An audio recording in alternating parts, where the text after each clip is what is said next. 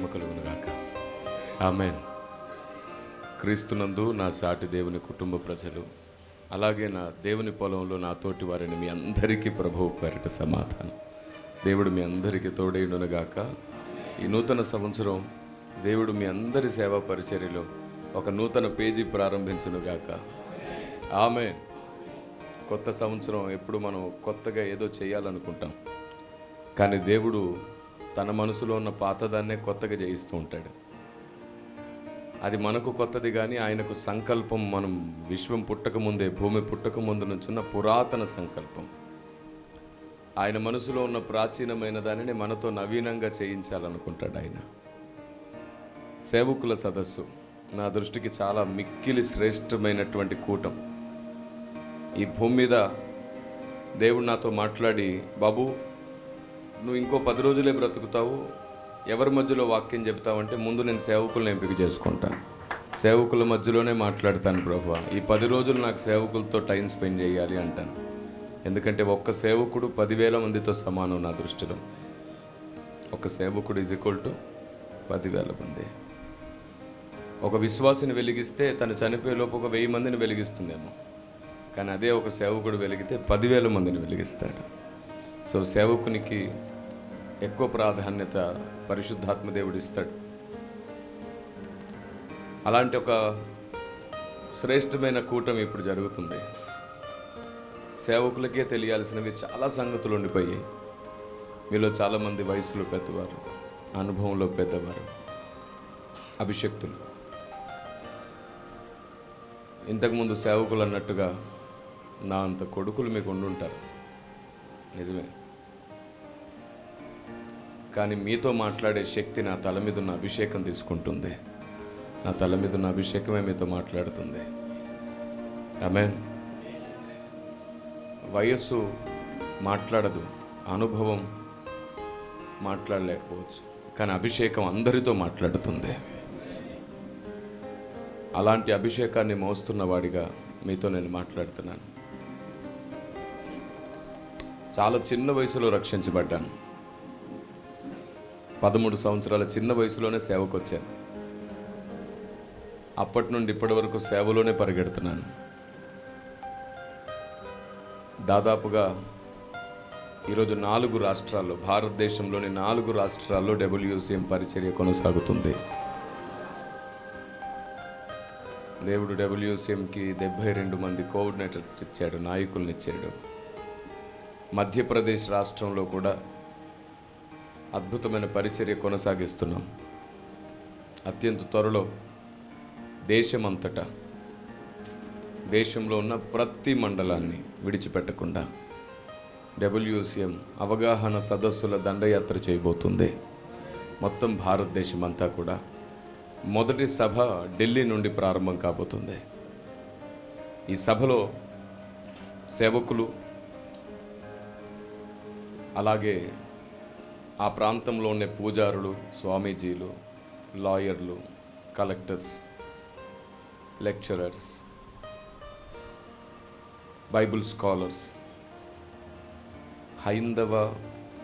హైందవ్యంలో ఉండి క్రైస్తవ్యాన్ని వ్యతిరేకించేవారు,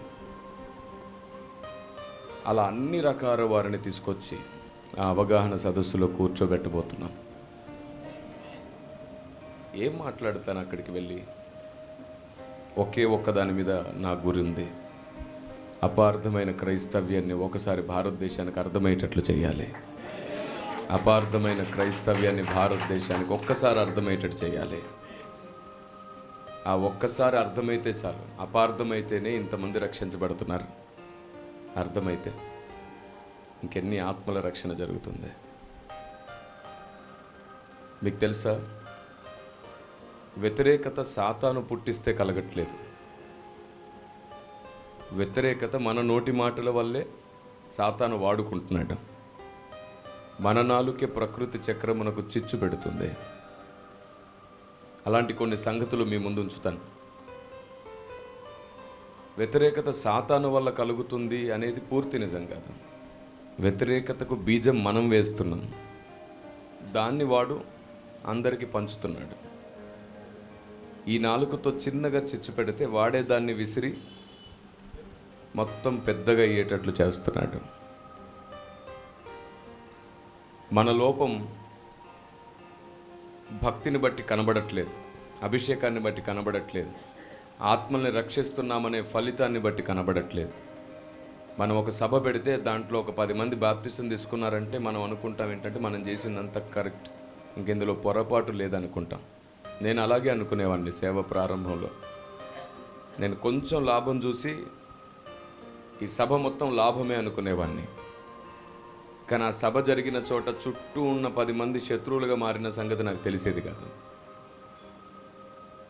చర్చిలో ఆరాధన జరుగుతుంటే, ఆత్మాభిషేకంతో సంఘం నింపబడుతుంటే నేను అనుకునేవాడిని నేను చేస్తున్నది చాలా గొప్పది అని. కానీ చర్చ్ పైన పెట్టిన హారన్ వల్ల చుట్టూ ఒక 20 కుటుంబాలు నాకు శత్రువులు అవుతున్నానని గమనించలేదు. నేను దేవుణ్ణి ఆరాధిస్తే వింటే అందరూ బాగుపడతారు అనుకున్నాను, కానీ అది కూడా కొందరికి డిస్టర్బెన్స్గా మారుతుందని ఆనాడు నాకు అర్థం కాలేదు. సభలు పెడుతున్నప్పుడు వచ్చే వాళ్లకు బాక్సులు పెడితే సరిపోయిద్ది, అలా మైక్ బాక్సులు మాత్రమే కాకుండా ఊరంతా హార్న్స్ పెట్టాను. ఒకసారి ప్రారంభ ప్రార్థన మొదలుకొని ముగింపు అయ్యేసరికి 11:30 వరకు అవి మోగుతూనే ఉన్నాయి. ఊర్లో సగం మంది నాకు శత్రువులు అయ్యారని అప్పటికి నాకు తెలియలేదు. నేను అనుకున్నాను సభలో మాట వినబడితే బాగుండు అని. ఉద్దేశం బాగానే ఉంది, కానీ ఫలితం మాత్రం బాగోలేదు. ఇప్పటికీ మనం అదే పని చేస్తున్నాం. సువార్త చెప్పేటప్పుడు ఆ హారన్స్ ఆన్ చేసి, పాడేటప్పుడు ఆరాధించేటప్పుడు దాన్ని ఆఫ్ చేస్తే శత్రువులు అయ్యేవారు కాదు. మాటలు వినడం కొంచెం ప్రశాంతంగానే ఉంటుంది. మన కేకలు, మన ఏడుపులు, మన వేదన, మన శబ్దాలు హారన్లు అంత తీయగా వినబడదు, అంత మధురంగా ఉండదు, చాలా ఇబ్బందిగా ఉంటుంది. అది ఒక ఉపవాస ప్రార్థనలో నేను వాక్యం చెప్పడానికి వెళ్ళాను 10 సంవత్సరాల క్రితం. ఒక పెద్ద ఆయన వచ్చి చర్చ్ బయట నిలుచుండి బ్రతిమాలుతున్నాడు పాస్టర్ గారిని. చర్చిలో దాదాపుగా 1000 మంది పైనే కూర్చున్నారు. చాలా పెద్ద చర్చ్, సిలువ ఆకారంలో చర్చ్ కట్టాడు. చాలా పెద్ద చర్చ్ అని. అది ఓపెనింగ్ అయిన నెల రోజుల్లోనే ఉపవాస కృతజ్ఞతా ప్రార్థన పెట్టారు. అయ్యా, కృపావరములతో సంఘం నింపబడాలనుకుంటున్నాను. దేవుడు మీకు విశేషమైన వరం ఇచ్చాడు.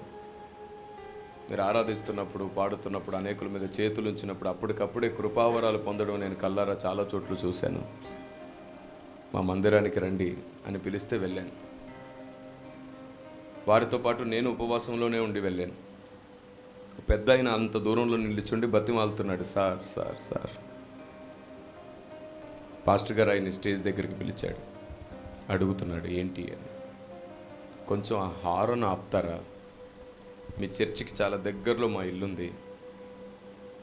చిన్న బిడ్డ, 15 రోజుల బిడ్డ ఉన్నాడు, బాలింత. ఈ శబ్దం విన్నప్పుడల్లా, మీరు గట్టిగా అరిసినప్పుడల్లా వాడు ఉలిక్కిపడి లేచి ఏడ్చేస్తున్నాడు. అయ్యా, నిద్ర పట్టట్లేదు బిడ్డకి. పాస్టర్ గారు ఏమన్నారు తెలుసా, పెద్ద అయినా ఇది దేవుని సన్నిధి, ఈ మాటలు నీ ఒక్కడి కోసం ఆపనా, చాలామంది విని దీవించబడుతుంటారు, ఊర్లో ఉన్న దురాత్మలు పోతాయి, మేము ఉపవాసం ఉండి ఆరాధిస్తుంటే ఊరుకు మంచిది అని ఈయన ఉద్దేశాన్ని, ఈయన భాషని చెప్పి పంపించాడు. ఆయన వెళ్ళేటప్పుడు కూడా అన్నాడు, సరే కొంచెం తగ్గించు సార్. సరే అని కొంచెం తగ్గించినట్టే తగ్గించి మళ్ళీ పెంచాడు. వెళ్ళిన ఆయన 40 మందిని వేసుకొచ్చాడు. ఆ తర్వాత ఇద్దరు పైకెక్కి అడగకుండా ఆ 2 హార్న్స్ని విరిచి గుమ్మ ముందు పడేశారు.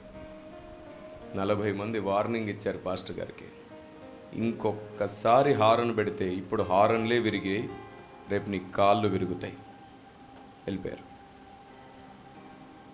నేను ఆ సిచ్యువేషన్ చూసినప్పుడు నాకు తెలియకుండానే కళ్ళలో నీళ్ళు వచ్చేసాయి. ఎందుకు తెలుసా, ఆ ఊర్లో గౌరవించబడ్డాడు ఆయన.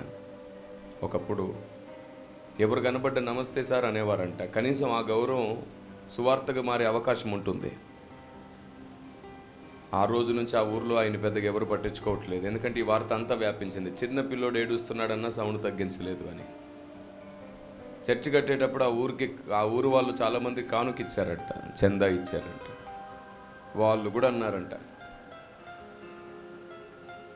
పరిస్థితి ఎంత దారుణంగా మారిందంటే ఆయన తర్వాత అక్కడ సభ పెట్టడానికి కూడా అనుమతి దొరకలేదు. ఊరు సర్పంచ్ కూడా శత్రువు అయిపోయాడు. సంవత్సరం తర్వాత దానికి పరిష్కారం వచ్చింది. అలా పరిష్కారం రావడానికి కూడా కారణం ఒకటే, మరలా ఆ సర్పంచ్ గారితో, ఆ ప్రాబ్లం జరిగిన వాళ్ళందరితో కలిసి ఓ 10 మంది సేవకులం కూర్చొని మా ఉద్దేశం ఇది, వాస్తవానికి అపార్థమయ్యాం, ఆపాల్సింది, ఆపకపోవడానికి కారణం ఇది అని చెప్పేస్తే అప్పుడు వారు దాన్ని అర్థం చేసుకొని మరలా ఒక సంవత్సరం తర్వాత పరిస్థితి నార్మల్ అయింది. కానీ ఇప్పటికీ ఆ మైనస్ అలాగే ఉంటుంది చాలామందిలో. మనం కూడా మన చర్చెస్ పైన హార్న్స్ పెట్టి పక్కవారి గురించి ఆలోచించాం.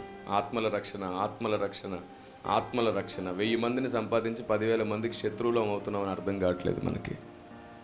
ధర్మ విరోధమైన ఆత్మ భూమి మీద పనిచేస్తుందని మర్చిపోయాం. దేవుని ఆత్మశక్తి ఉంది కదా అని చెప్పి ఆనందిస్తున్నాం మనం. పరిశుద్ధాత్ముడు ఈ మాట చెప్పమంటున్నాడు మీ అందరికీ.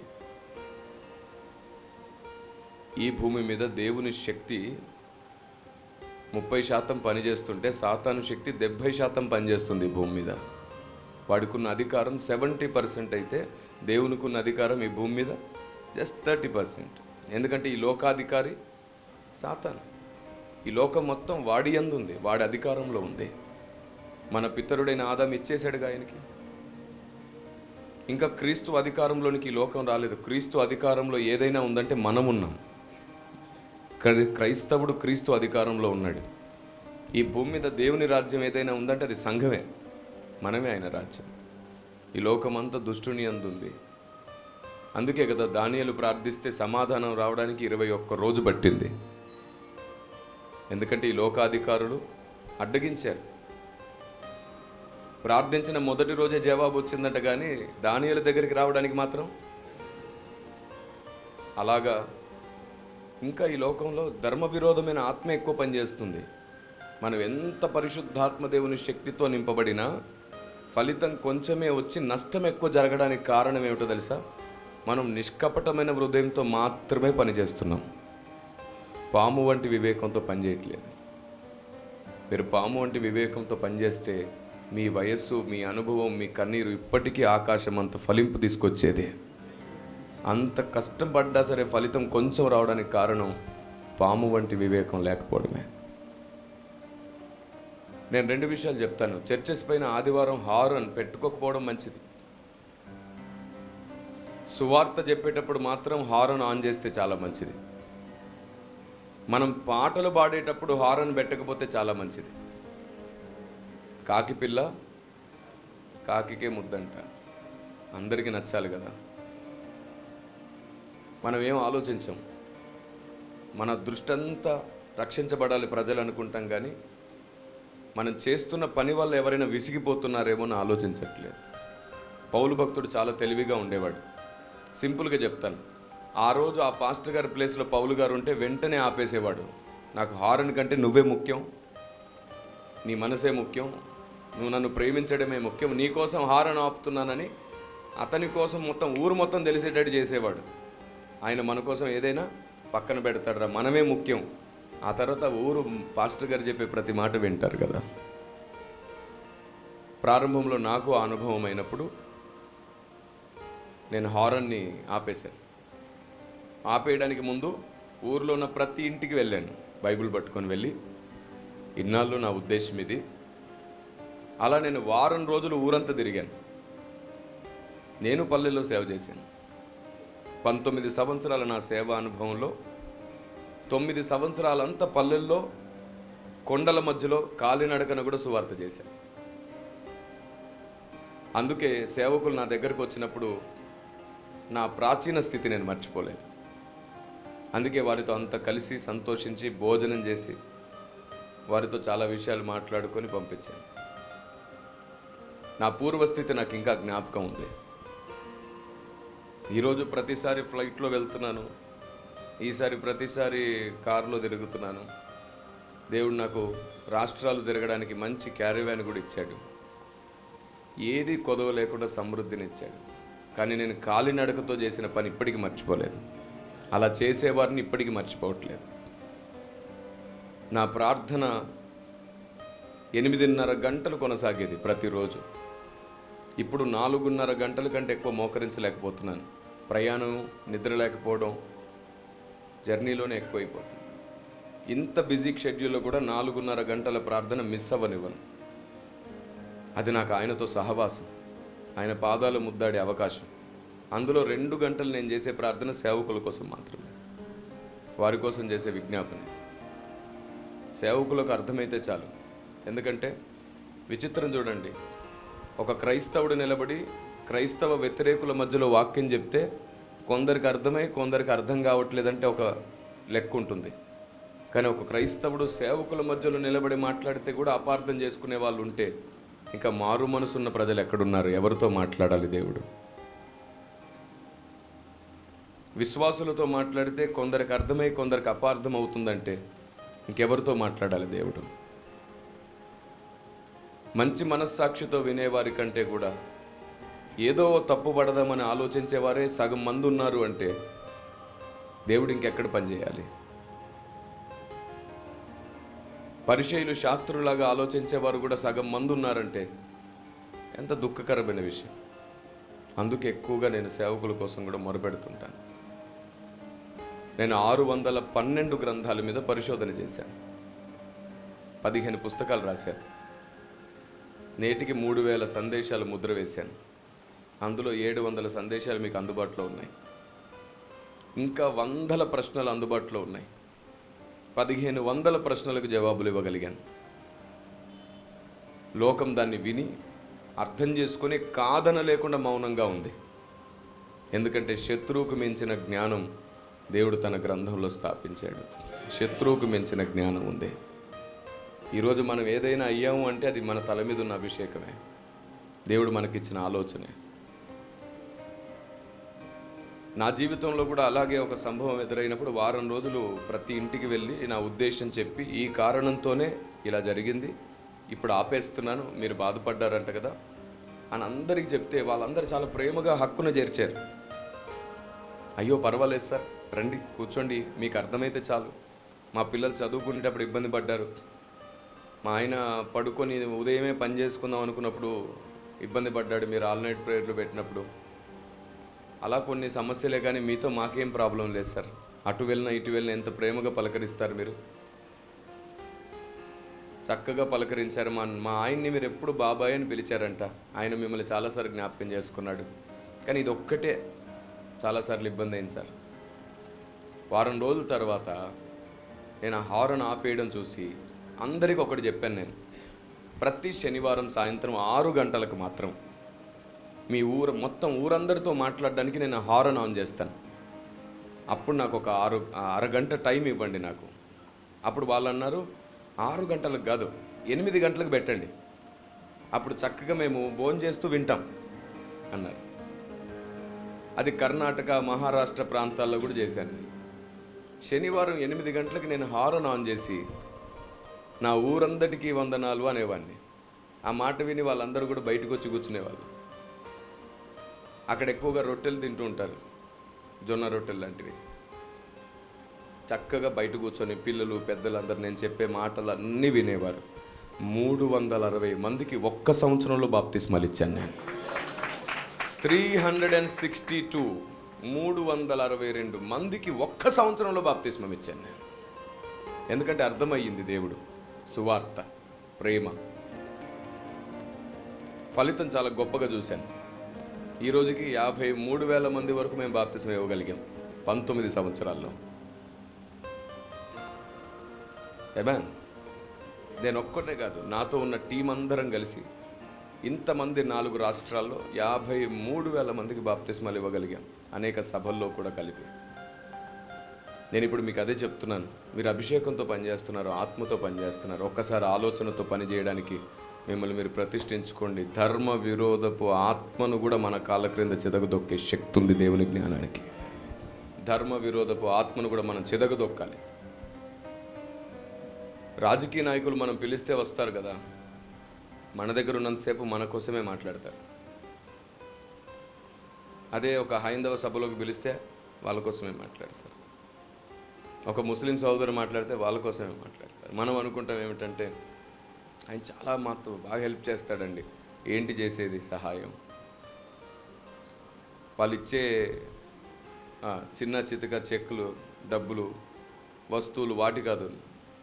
సువార్త జరగడానికి ఎప్పుడైనా ఏ రాజకీయ నాయకుడైనా ముందుకొచ్చి మీరు సువార్త చేయండి, నేను ఇక్కడ ఉంటాను, నేను అనుమతిస్తున్నాను, ఈ వీధి మొత్తం సువార్త చేయండి, ఈ ఊరు మొత్తం సువార్త చేయండి అని ఇంతవరకు ఏ రాజకీయ నాయకుడు నిలబడలా.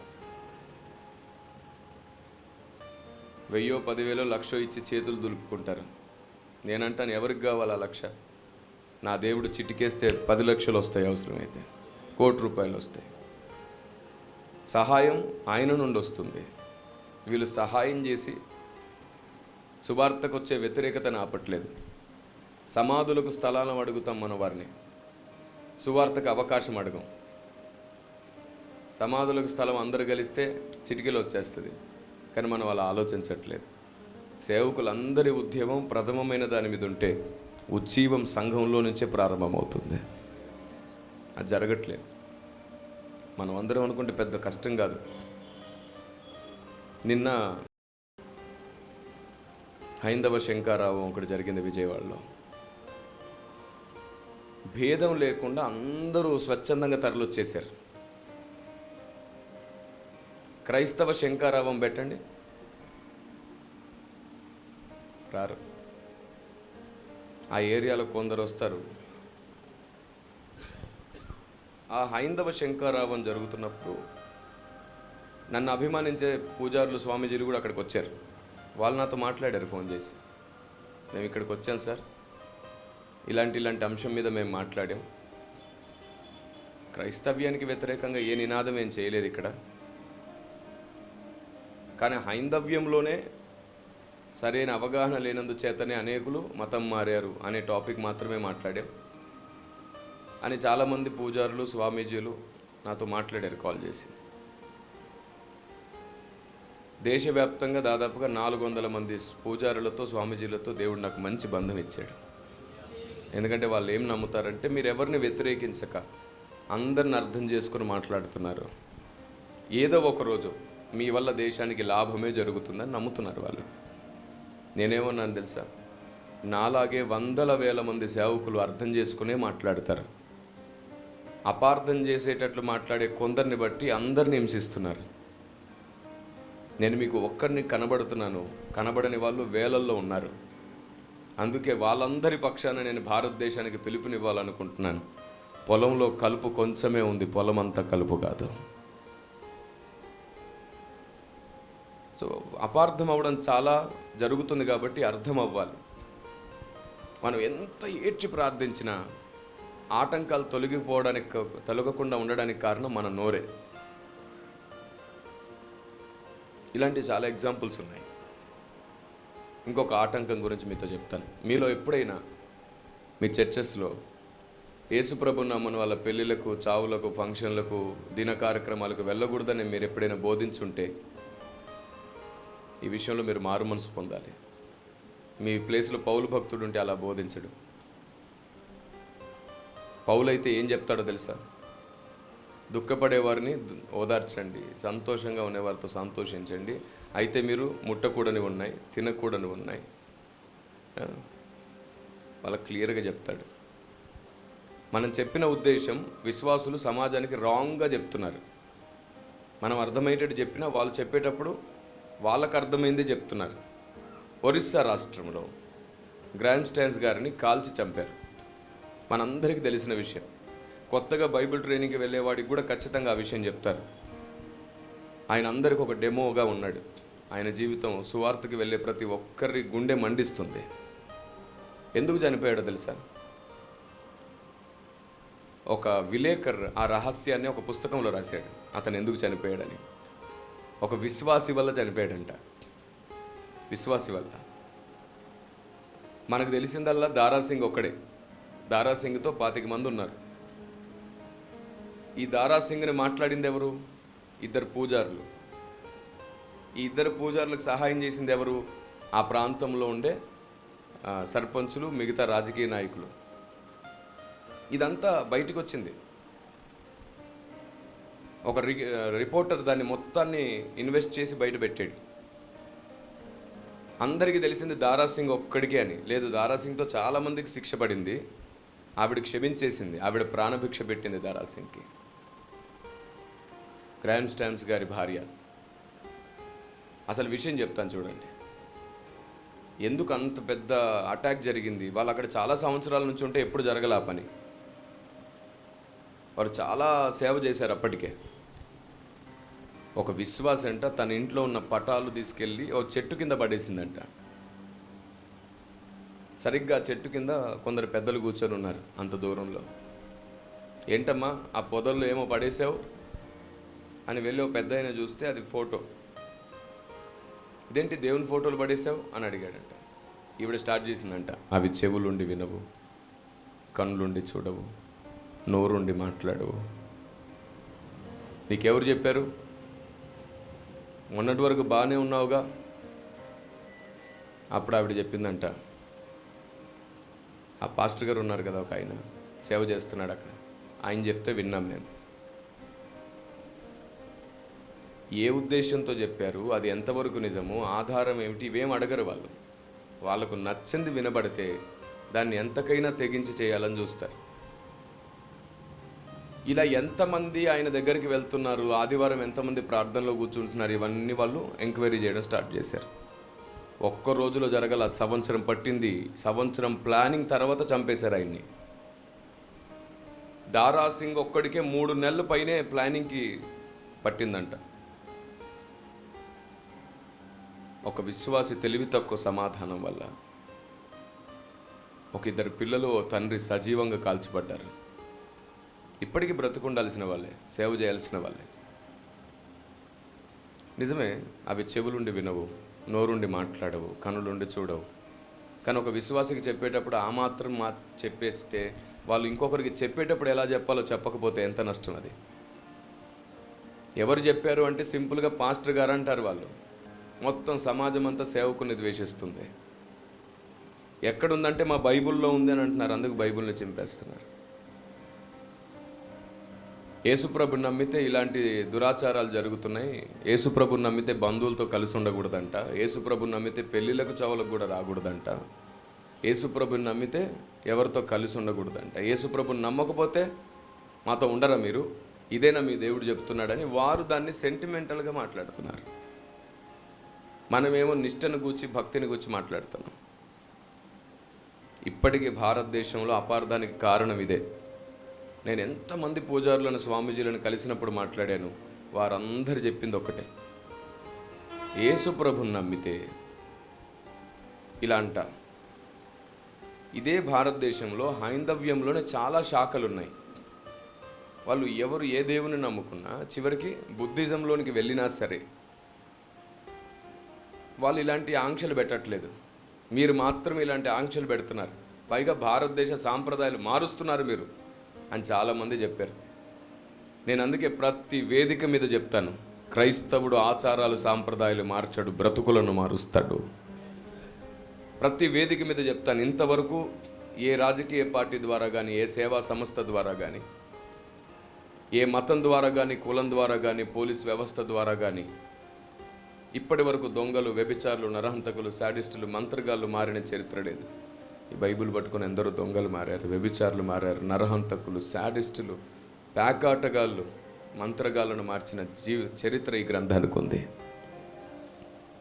ఇది ప్రతి వేదిక మీద చెప్తుంటాను నేను. మరి ఇంత ఘన చరిత్ర కలిగిన ఈ గ్రంథం ఎందుకు ఘనహీనమైందిగా కనబడుతుందంటే ఒక్కటే అవగాహన లోపం. మీలో ఎవరైనా సరే మీ విశ్వాసులకి, పెళ్ళిళ్ళకు, చావులకు, యేసుప్రభుని నమ్మని వాళ్ళ దగ్గరికి వెళ్ళొద్దని చెప్పుంటే మీరు మారు మనసు పొందాలి ఖచ్చితంగా. పౌలు లేఖనాలను మీరు అపార్థం చేసుకున్నారు. పౌలు బ్రతుకుంటే పొరపాటుగా అలా చెప్పడు, అలా జరగనివ్వడు. ఎందుకంటే ప్రారంభంలో, నా సేవా ప్రారంభంలో కొంచెం ఉద్రేకంలో నేను ఆ మాట పలికాను 1-2 సార్లు మందిరంలో.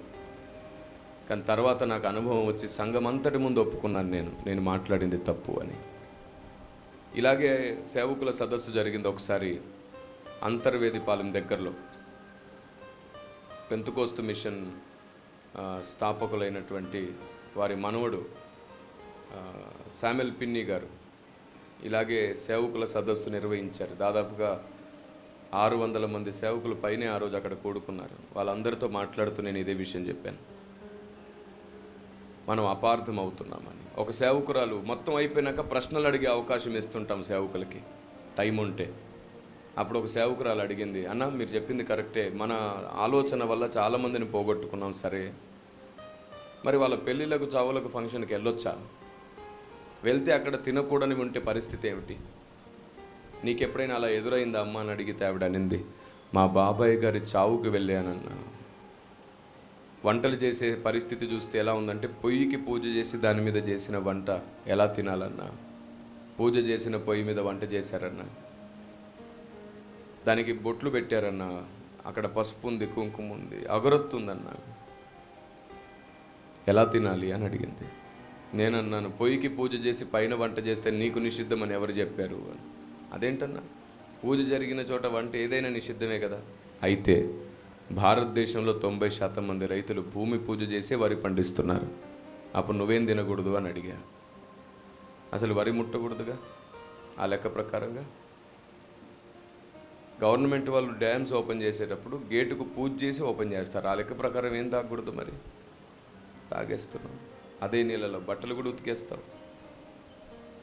మనం తెచ్చుకునే బియ్యం సంచి మీద వాళ్ళ ఇష్టదైవం ఫోటోలు ఉంటాయి. చక్కగా బండి మీద వేసుకొని తీసుకెళ్ళిపోతాం ఇంటికి. మనం ఒక చెప్పుల షాప్కి వెళ్తే వాడు పూజ చేయకుండా షాప్ తెరవడు. మనం ఒక కిరాణం షాప్కి వెళ్తే పూజ చేయకుండా వస్తువులు అమ్మడు. మీరు వేసుకున్న చెప్పులు, మీరు వాడే ఫోన్స్, మీ చేతిలో ఉన్న స్మార్ట్ ఫోన్స్తో సహా ఆ డీలర్ ఏం చేస్తాడు? దాన్ని పూజ చేయకుండా ఎవరు ఏది అమ్మట్లేదు. చివరికి బస్ డ్రైవర్ ఎక్కగానే ఫస్ట్ అగరొత్తి వెలిగించుకుంటాడు. ఆ లెక్క ప్రకారం నువ్వు బస్సు ఎక్కకూడదు. ఈవెన్ దో ఫ్లైట్స్ స్టార్ట్ చేసే రోజుల్లో కూడా వాళ్ళు ఖచ్చితంగా స్టార్టింగ్ రోజు పూజ చేస్తారు. ట్రైన్, ఒక కేంద్ర మంత్రి వచ్చి పూజ చేసి ట్రైన్ని కూడా మొక్కెళ్తాడు. ట్రైన్ కూడా ఎక్కకూడదు. అలాగైతే ఎంత అమాయకపు ఆలోచన విధానం. అది వృత్తి ధర్మంలో జరుగుతున్నది మాత్రమే. అక్కడ నైవేద్యం లేదు, బలి ప్రస్తావన లేదు, నీకు నిషిద్ధంగా మాట్లాడుకునేది ఏది అక్కడ లేదు. బైబిల్ ఏం చెప్పిందంటే బలి నైవేద్యములు నీకు నిషిద్ధమని మాత్రమే చెప్పింది. ఇలా ఆలోచిస్తే మనం ఈ లోకంలో ఏం తీసుకోగలం? బట్టల షాపులో కూడా వాడు పూజ చేసినాక ఇంకా బట్టలు లేకుండా ఆదామవలం అయిపోదామా? పొయ్యికి పూజ చేసి పైన వంట చేస్తారు. మరి రెస్టారెంట్లో ఏం చేస్తారు? వాడు కిచెన్లో పూజ చేయకుండా స్టార్ట్ చేస్తాడా వంట? టిఫిన్ షాప్లో లేదు. ఈ లోకమంతా దుష్టుని యందు ఉంది. మరి ఎలాగా? దీనికి పరిష్కారం ఎలాగా? చాలా సింపుల్. బైబిల్ ఏం చెప్పిందంటే బలి నైవేద్యము నీకు నిషిద్ధమని మాత్రమే చెప్పింది. ఆ పొయ్యికి పూజ చేసే వ్యక్తి నేను అడిగాను, మీకు తెలిస్తే అడగండి పరిచయం ఉంటే. మీరు ఎందుకండి పొయ్యికి పూజ చేస్తారు, మిగతా వాళ్ళు ఇబ్బంది పడరా అని అడిగితే ఏమన్నాడు తెలుసా? ముస్లిమ్స్ కానీ క్రైస్తవులు కానీ ఇబ్బంది పడతారంటే, సార్ మమ్మల్ని క్షమించాలి, ఎవరిని ఇబ్బంది పెట్టాలని మేము చేయము, మా వృత్తి ధర్మం ఇది, మా తాతలు మాకు నేర్పించారు. సరే మీరు ఏమని పూజ చేస్తారని అడిగాను. అంటారంటే, అగ్నిదేవుడా వంట ప్రారంభిస్తున్నాము, ముగిసే వరకు మాకు సహాయం చేయవా అని మొక్కుకుంటారంట. అలా మొక్కుకొని ఆ వంటలో ఏదైనా కొంచెం తీసి అక్కడ వేస్తారంట సైడ్కి. అంతేగాని అగ్నిదేవుడా పైన పెట్టిందంతా నీకే సమర్పిస్తున్నాను, ఇదంతా నీకే నైవేద్యం, అలాంటి మాటలు అక్కడ ఉండవు, అలాంటి సమర్పణ అక్కడ ఉండదు. అది కేవలం వృత్తి ధర్మంగా ఆయుధ పూజ, వాహన పూజ చేసినట్లుగా. అక్కడ అర్పణ లేదు, బలి లేదు. మరి లేఖన ప్రకారం మనకు ఎలా నిషిద్ధమైంది? అయితే దీనికి ఒక అద్భుతమైన పరిష్కారం దేవుడు మనకిచ్చాడు. ఏంటంటే, తెలియకుండా ఏదైనా ముందుకొస్తే మనం చేసే ప్రార్థనే దాన్ని పరిశుద్ధపరుస్తుంది. తెలిసి వస్తే ఒకటి చెప్పండి. తెలిసి వస్తే నైవేద్యం కానీ ప్రసాదం కానీ బలిది కానీ తెలిసి వస్తే ఒకటి చెప్పండి.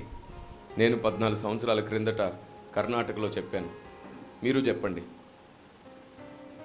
లైవ్ పెట్టగలను. సేవకులకి ఇంత ఇంపార్టెంట్ ఇష్యూస్ చెప్తున్నప్పుడు అక్కడ అపార్థాలు అయిపోతాయి. వద్దు, ఏమక్కర్లేదు, ఇది రికార్డ్ అవుతుందిగా. Okay, right.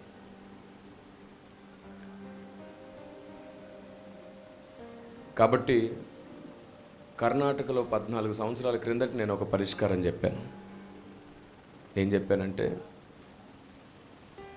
మీ మతంలోనే అయ్యప్ప మాల, భవానీ మాల, శివమాలలు వేసుకునే అన్నదమ్ములు ఉంటారు కదా, వారిని మీ ఇంటికి పిలిచి ప్రేమగా మీరు చికెనో మటనో వండి పెడితే తింటారా అని అడిగాను. తినరు అన్నారు. ఎందుకు తినరు అని అడిగాను. నిష్టలో ఉన్నప్పుడు తినకూడనివి కొన్ని ఉంటాయి కదా అన్నాడు. తింటే దీక్ష పాడైపోతుంది అన్నారు. పెడితే పెట్టిన వాడికి శాపం వస్తుందన్నారు. నేను అన్నాను, అదే నిజమైతే క్రైస్తవుడు బాప్తిసం తీసుకొని జీవితకాలం నిష్టలో బతుకుతున్నాడు, జీవితకాలం దీక్షలో బతుకుతున్నాడు. నేను క్రీస్తుకు నా బ్రతుకునే సమర్పించుకొని బ్రతుకుతున్నాను. ఇక ఏదున్నా ఆయన ఇష్టమే నా జీవితంలో జరగాలనుకుంటున్నాను. మీ నిష్ట 21 రోజు, 41 రోజు, కానీ క్రైస్తవ నిష్ట చచ్చే వరకు, చివరి శ్వాస వరకు. అందుకే మేము ప్రతిసారి మా ఇష్టాలను కూడా చంపుకొని ఆయన ఇష్టం ఏమిటని వెతుక్కుంటాం, పశ్చాత్తాపడతాం, కన్నీళ్లుగా అరుస్తాం. ఈ స్వభావం రోజు రోజు మార్చబడుతూ ఉంటుంది. కాబట్టి మా పొరపాట్లు అన్నిటినీ ఒప్పుకొని ఆయన శరీరమును రక్తమును తిని అంగీకరించబడి మరలా ఆయన చేయబట్టుకొని కొనసాగుతున్నాం మేము అని అర్థమయ్యేటట్లు చెప్పాను. నా చేతులు అప్పటికే కొబ్బరికాయ పెట్టి తిను ప్రేమగా ఇస్తున్నాం అని అన్నాడు. ఆ రోజు మాట్లాడాను నేను. ఈ మాట చెప్పగానే ఏ కొబ్బరికాయ అయితే నా చేతులు పెట్టాడు అదే పెద్ద ఆయన ఆ కొబ్బరికాయ తీసేసుకున్నాడు. ఏమన్నాడు తెలుసా? నేను కూడా నీ దీక్షను పాడు చేయను, భారతదేశం ఎవరి దీక్షలు పాడు చేయొద్దని చెప్పింది, నేర్పించింది అన్నాడు. అవును, ఇన్నాళ్ళు మనం ఎందుకు దీన్ని నిష్ఠా దీక్ష అనే పదం వాడలేదు అంటే అది మన పదం కాదుగా, హైందవుల పదం. ఇది ఇక్కడ వచ్చింది సమస్య అంతా. యూదుల్లాగా ప్రవర్తిస్తున్నాం మనం. భాషాపరమైన ఉచ్చారణ కూడా దోషమే అయితే మనకు పెట్టిన పేర్లు కూడా దోషమే కదా మరి. అప్పుడు భాషాపరమైన ఉచ్చారణ కూడా దోషమే అయితే మన ఊర్ల పేర్లు కూడా పలకూడదు. అప్పుడు ఎక్కడికి వెళ్ళావు? తిరుపతి. ఎందుకు పలుకుతున్నావు? ఉచ్చారణ దోషమైతే మన ఊపిరే దోషమైపోతుంది. అప్పుడు ఎందుకో తెలుసా? వీచే గాలిని వారు వాయుదేవుడా అని మొక్కుతున్నారు. పీల్చడం మానేయాలి. అప్పుడు మనం ఇంత అవగాహన లోపమా? ఇంత ఉన్నతమైన గ్రంథాన్ని పట్టుకొని లేదు. అందుకే నేనేం చెప్తున్నానంటే, ఒక్క సేవకుడు ఈజ్ఈక్వల్ టు 10,000 మంది. ఒక సేవకునికి అవగాహన స్పష్టంగా కలిగితే తన భక్తి, తన అనుభవం అన్నిటిని రంగరించి పరిచర్య చేస్తాడు. అనుభవం ఉండి, అభిషేకం ఉండి, జ్ఞానం లేకపోతే మొత్తం కూల్చివేయబడుతుంది, మొత్తం పాడైపోతుంది. అలా జరగకూడదు, ఎప్పటికీ జరగకూడదు అలాగా. కాబట్టి మనం ఆ నిష్ఠ దీక్ష అనే పదం చెప్పండి. మనం మారు మనసు అన్నాం, సమర్పించుకున్నామన్నాం, ప్రత్యేకించుకున్నామన్నాం. సగటు విశ్వాసకి మారు మనసును కూర్చిన జ్ఞానమే లేదు. ఇంకా లోకానికి మారు మనసు ఏమర్థమవుతుంది? వారికి అర్థమయ్యే భాషే వాడాలి. భాషలో వ్యత్యాసం ఉండొచ్చు, భావం ఒక్కటే. నిష్ఠ అనే మాటకి లేదా దీక్ష అనే మాటకి సేమ్ మారు మనసులో ప్రతిష్టలో కూడా ఆ అనుభవం ఉంటుంది. నేను క్రీస్తుతో బ్రతకాలి, భీష్మించుకొని కూర్చున్నాను, దీక్ష తీసుకున్నాను. నేను ఇక ఆయనకు చెప్పినట్లు, ఆయన నచ్చినట్లే బ్రతుకుతా. సో దీక్ష అనేది ఒక పట్టుదలకు, ఓ మాట ఇచ్చిన తీర్మానానికి కట్టుబడి ఉండే విధానాన్ని దీక్ష అన్నారు. మనం అందరం కూడా దీక్షలోనే ఉన్నట్టు. అయితే మనం మాలలు వేసుకోవాలి. మనం మాలలు వేసుకోవాలి. ఎందుకంటే మనం చనిపోయాం బాప్తిసం తీసుకున్నప్పుడే. ఇక బ్రతుకున్నది నేను కాదు, నా యందు క్రీస్తే. స్వభావాన్ని 41 రోజు మాత్రమే కట్టడి చేస్తారు వాళ్ళు. మన జీవితకాలం స్వభావాన్ని ఆయన చేతికి అప్పచెప్తాం, అధికారానికి. ఎంత వ్యత్యాసం ఉంది! ఈ భూమి మీద సరి అయిన దీక్ష చేసేవాడు ఎవడైనా ఉంటారు? క్రైస్తవుడే. ఈ భూమి మీద సరి అయిన నిష్ఠ చేసేవాడు క్రైస్తవుడే.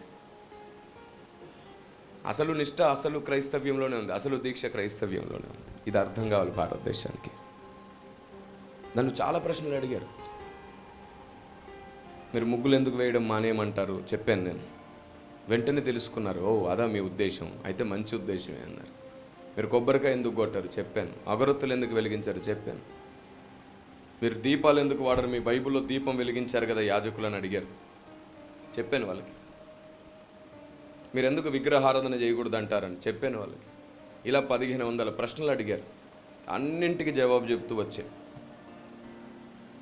అర్థమయ్యేటట్లు మాట్లాడాలి. మనం ఆవేశంతో మాట్లాడతాం.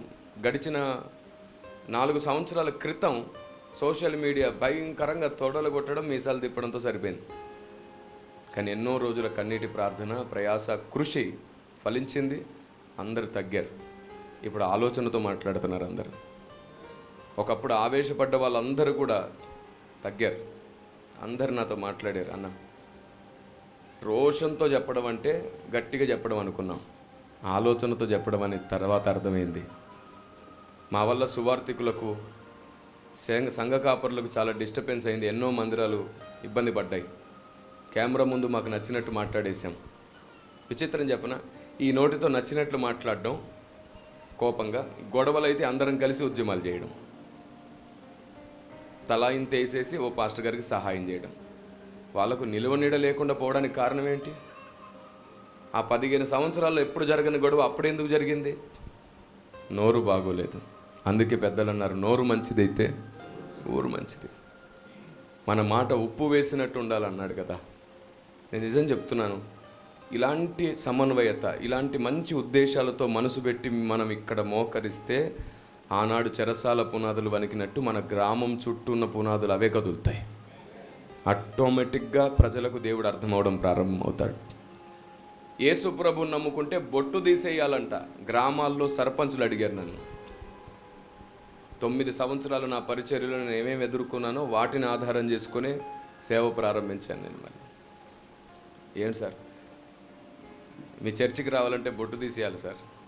ఏ బొట్టు ఉంటే మీ దేవుడు పరలోకం ఇవ్వడా, స్వర్గం ఇవ్వడా అని అడిగారు. నేను అన్నాను, అసలు బొట్టుకి బైబిల్కి ఏం సంబంధం సార్? మేము ఎప్పుడు అలా చెప్పలేదే. మీరు చెప్పలేదు. నేను చిన్నప్పటి నుంచి చూస్తున్నాను.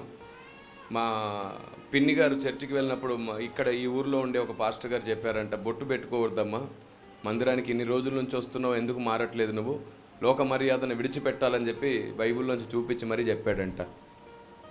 నేనేమన్నానంటే అప్పుడు, మీకు పెట్టాలనిపిస్తే నాకు కూడా పెట్టండి, పెట్టుకుంటా, కానీ ఎందుకు నేను ఇష్టంగా పెట్టుకోవట్లేదో తెలుసా? బొట్టును మీరు మతపరమైనదిగా మార్చారు.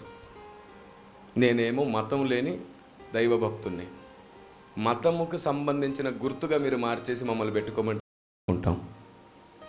మేము పౌడర్ పెట్టుకుంటున్నాం, కొందరు ఫెయిర్ అండ్ లవ్లీ పెట్టుకుంటున్నారు కదా, కొందరు ఆరోగ్యం కోసం పసుపు రాసుకొని మొటిమలు వస్తే పెట్టుకుంటున్నారు. మీరు కుంకుమని మతపరమైనదిగా మార్చారు కాబట్టి క్రైస్తవుడికి ఒక పద్ధతి ఉంది. వాడు ఏ మతానికి సంబంధించిన వాడు కాదు, వాడు దేవునికి సంబంధించిన వాడు. మీరు దేన్నైనా మతము అని అన్నారంటే దాన్ని మేము ముట్టలేము. అందుకే భారత్ మాతాకి జై అని మేము అనలేకపోతున్నాం. ఒక్కటే కారణం, మీరు భారత్ మాతకు కాషాయి వస్త్రం వేసి దేవతగా చూపించారు. వాస్తవానికి బంకింగ్ చంద్ర చటర్జీ అనే ఒక వ్యక్తి స్వతంత్ర సమర యోధుల సమయంలో, ఇంకా అప్పటికి ఉద్యమం లేదు, సమరం అప్పటికి ఇంకా పెద్దగా స్వతంత్ర పోరాటం పెద్దగా ప్రారంభం అవ్వాల, ప్రజల్లో చైతన్యం కలిగించడానికి ఆ చటర్జీ గారు సృష్టించినటువంటి రూపమే భారత్ మాత. ఆయన ఒక కవి, నాటకాలు వేసేవాడు వీధుల మధ్యలో. ఆయన ఏం చేశాడంటే, మన తల్లి ఇబ్బంది పడుతుంది, మన చెల్లి ఇబ్బంది పడుతుంది, దేశం అంటే మన తల్లి అని ప్రజల్లో చైతన్యం తేవడానికి ఓ నాటిక వేశాడు. ఆ నాటికలో ఒక స్త్రీకి భారత మాత అని పేరు పెట్టాడు. అది చూడగానే భారతదేశానికి తల్లి అంటే గౌరవం ఎక్కువ కదా.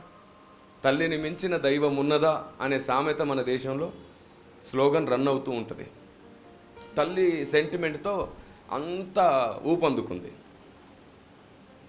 వాస్తవానికి మనమందరం భారత మాత అంట, దేశమంతా భారత మాత అంట, మన చెల్లి మన తల్లి భారత మాత అంట. మరి తల్లికి జైగొట్టడంలో మనకేంటి నష్టం? నా తల్లి మంచిది, నా తల్లి గొప్పదని చెప్పుకోవడంలో ఏముంది? చెప్పుకుంటాం, కానీ ఏం పెట్టి చేసినందుకు పెట్టుకోవట్లంటే కాషాయ వస్త్రం పెట్టారు కాబట్టి, చేతికో త్రిశూలం ఇచ్చారు కాబట్టి, వెనక పులిని పెట్టేశారు కాబట్టి, దేవతగా చిత్రీకరించారు కాబట్టి, ఇటు ముస్లిం కానీ ఇటు క్రైస్తవుడు కానీ భారత మాతకు జయాన్ని లేకపోతున్నాడు. అలా దేవతగా కాకుండా దేశంగానే ఉంచి దేశాన్నే తల్లిగా చూసి గౌరవించండి అనుకుంటే, ఏ తల్లైనా నా తల్లి అనుకునే సాంప్రదాయం ఏ చెల్లైనా నా చెల్లి అనుకునే అంత గొప్ప మనసు క్రైస్తవుడికి బైబిల్ నేర్పించింది. మొన్న కేఆర్ టీవీలో కూడా నేను ఈ ఆన్సర్ ఇచ్చాను, సేమ్ ఆన్సర్ ఇచ్చాను కేఆర్ టీవీలో. ఈ కేఆర్ టీవీలో నేను ఇచ్చిన ఆన్సర్కి కూడా ఒక పాస్టర్ గారికి నచ్చలా. ఆయన వెంటనే ఫేస్బుక్లో పెట్టాడు, కిరణ్ పాల్ గారు ఇలా జైగొట్టొచ్చా. నేనేం వివరణ ఇచ్చాను? ఒక దేవతకు నేను జైగొట్టలేను, నా దేశానికి నేను జయగొడతాను, నా తల్లికి నా చెల్లికి నేను జయగొడతాను, క్రైస్తవుడు అందుకే చెప్పలేకపోతున్నాడు అని అందరి పక్షాన జవాబు చెబితే మంచి వాతావరణాన్ని అందరి దృష్టిలో ఇంకా పాడు చేయడానికి కొందరు తయారయ్యారు. ఆ పోస్ట్ చూడగానే ఒక హైందవుడు ఏం పెట్టాడు తెలుసా? మాకు తెలుసురా మీ లోపట బయటికి జయగొట్టినా లోపటంతా మీకు విషయమే అని పెట్టాడు. ఆయనకి అర్థమయ్యేటట్టు చేద్దాం అనుకున్న ప్రతిసారి యూదుల్లాంటి సేవకులు భూమి మీద ఉన్నారు కొందరు. ఆచారానికి మాత్రమే కట్టుబడినట్లుగా, అక్షరానికి కట్టుబడినట్లుగా. యూదులం కాదు మనం, క్రైస్తవులం. నేను ఎప్పుడంటాను యేసు ప్రభు యూదుల్లో నుంచే వచ్చాడు, కానీ క్రైస్తవుడు క్రీస్తులో నుంచి వచ్చాడు. మనం యూదులం కాదు, మనం క్రైస్తవులం. ప్రాణం ఇచ్చి సేవ చేయమంటే చిన్న చిన్న వస్తువుల దగ్గర మనం గొడవ పడుతున్నాం. ఏ పౌలు గారైతే సున్నతి వద్దు అని ఒక పత్రిక రాశాడో అదే పౌలు శిష్యులకు సున్నతి చేయించాడు. కారణం ఒక్కటే, ఆ ప్రేస్లో ఆ సందర్భంలో యూదులు సువార్త వినాలి అనుకున్నాడు. కొన్నిటిని పౌలు ఆఫ్టర్ ఆల్ అనుకున్నాడు, రక్షణే ముఖ్యం అనుకున్నాడు, ప్రజల మారు మనసే ముఖ్యం అనుకున్నాడు. మనమేం అలా ఆలోచించట్లా. చిన్న చిన్న వాటిని చాలా గట్టిగా మాట్లాడి ఇది మతంలాగా మారుస్తున్నాను. నేను ఒక్కటే చెప్తున్నాను, ఆచారాల మీద ఎక్కువ పట్టు పెడితే ఇది మతం అయిపోతుంది. మారు మనసు మీద మాత్రమే, జ్ఞానం ప్రేమ మీద మాత్రమే పట్టు పెడితే ఇది దేవుడు నడిపించే మార్గం అవుతుంది. క్రైస్తవ్యం ఆచార సాంప్రదాయాలు కాదు, క్రైస్తవ్యం మతం కాదు. మన ఆచారం ఒక్కటే, తన మన అనే భేదం లేకుండా నిన్ను వలె నీ పొరుగు వారిని ప్రేమించని ఆచారం ఇచ్చాడు మనకు దేవుడు. మన సాంప్రదాయం ఒక్కటే, ఏది చేసినా సువార్త కోసం చేస్తాం, అదే మన సాంప్రదాయం. మన పద్ధతి ఒక్కటే, డినామినేషన్ భేదం లేకుండా అందరం కలిసి ఉండడం, సహోదర ప్రేమ కలిగి ఉండడం. వీటి మీద దృష్టి పెట్టండి, అన్నీ ఆటోమేటిక్గా జరిగిపోతాయి. నన్ను ఒక తమ్ముడు అడిగాడు, అన్న పరిశుద్ధంగా ఎలా ఉండాలి? నేను అన్నాను, నా పక్కన నాకంటే అనుభవజ్ఞుడు ఉన్నాడు, ఆయన అడుగు అన్నాను. ఆయన చెప్పాడు ఇంత లిస్టు పరిశుద్ధంగా ఎలా ఉండాలంటే. ఆ తమ్ముడు అన్నాడు, అన్న ఇవన్నీ చేసే లోపు నేను ముసలోని అయిపోతానన్న, నాకు అర్థం కాలేదన్నాడు. ఇదేంటన్న ఆయన ఇలా చెప్తున్నాడు? ఉపవాసం అన్నాడు, ప్రార్థన అన్నాడు, 3 గంటలు అన్నాడు, పెళ్ళికి వెళ్ళొద్దు అన్నాడు, కుదిరితే ఎప్పుడు తెల్లబట్టలు వేసుకోవడానికి ఇష్టపడు, రంగులను ఇష్టపడక అన్నాడు. నేనేమో సాఫ్ట్వేర్ ఎంప్లాయీని, నిలువుట అంగి వేసుకొని వెళ్తే బయటికి నెట్టేస్తాడన్న నన్ను. ఏంటన్న ఇలా చెప్తున్నాడు? నేను అన్నాను, సరే పెద్ద ఆయన అనుభవంతో మాట్లాడాడు, చిన్నోన్ని దేవుని అభిషేకంతో మాట్లాడతాను. ముందు దేవుణ్ణి ప్రాణంగా ప్రేమించడం అలవాటు చేసుకో, పరిశుద్ధత దానికదే వచ్చేస్తుంది. ఎందుకంటే ఆయన్ని ప్రాణంగా ప్రేమిస్తే ఆయనకు నచ్చిందే చేయాలనిపిస్తుంది, ఆయనకు వేరుగా ఉండాలనిపించదు, ఆయన్ని బాధ పెట్టాలనిపించదు. ఆయన్ని ప్రాణంగా ప్రేమిస్తే మన ఇష్టాలని చంపుకోవాలనిపిస్తుంది, ఆయన ఇష్టం నెరవేర్చాలనిపిస్తుంది. అక్కడే పరిశుద్ధత స్టార్ట్ అవుతుంది. నువ్వు లోకానికి ఎలాగైనా కనబడు, దేవుని దృష్టిలో మాత్రం బాగుండు. లోకం నిన్ను ఎలాగైనా అపార్థం చేసుకోవచ్చు, కానీ దేవుడు నిన్ను అర్థం చేసుకుంటున్నాడు. ఆ తర్వాత ఆ తమ్ముడు మెల్లిగా మెల్లిగా దేవుణ్ణి అర్థం చేసుకొని చాలా ప్రాణంగా దేవుణ్ణి అర్థం చేసుకున్నాడు. ఆ తర్వాత సేవకు రావాలని తనకు మనసు వచ్చింది, దేవుని ప్రేమ అనేకులకు చెప్పాలని మనసు వచ్చింది.